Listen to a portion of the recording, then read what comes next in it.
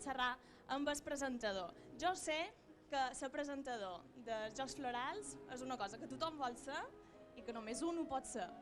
Bé, tant com un som 6 presentadors en total, però sortim entre parelles i jo començo llegint els Jocs Florals d'introducció i després també llegiré el jurament dels premis.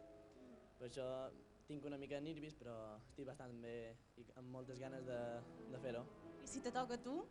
Si tu obris el sobre i veus el teu nom? Bé, jo li donaria a la meva companya perquè ho llegís ella. I bé, que hi hagi sort, t'agradaria guanyar, no? Sí, la veritat és que sí. Així d'aquí segon de batxiller, en un possible cas podria ser mestre Gaissabe.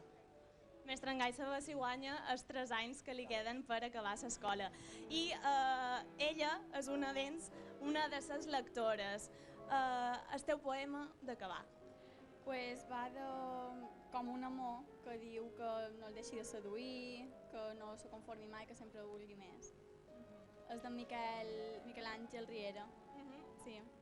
I de bé, poesia i cançó aquí en els Jocs Florals de Sant Cayetano que comencen ara d'aquí poquet a les 8 i bé, després, més tard, vos intentam dir, bé, no sé si donarà temps a dir-vos qui són els guanyadors, però aquí vos puc assegurar que hi ha molta emoció. Gràcies, Marina, i tant. Més tard, si cas, tornaríem, no sé si per conèixer els guanyadors, però sí per continuar xerrant dels Jocs Florals. I ara